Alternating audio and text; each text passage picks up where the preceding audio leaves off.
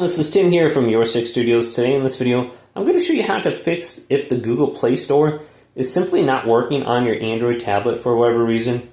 The easiest way to kind of just fix this is go to the top right, go to Settings, going down to Apps. So we can find the Google Play Store under All Apps.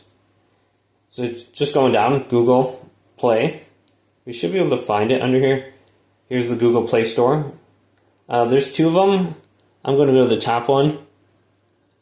And then we can force stop it. But let's go to the top right. Go to Uninstall Updates. Usually when you uninstall the updates, it's going to revert back to the original update. And then we can just try opening it up. We can go to force stop, open it back up. Otherwise, go to Storage and Cache and clear the storage. If that doesn't work, try clearing the storage right here too. Now go back to the Google Play Store and open this up. And you might have to accept something or it'll be skip this, etc. And then we should be good to go. It should work. Usually when you uninstall the update and you come back into here, it starts working again. But you can go and just go to Settings as well.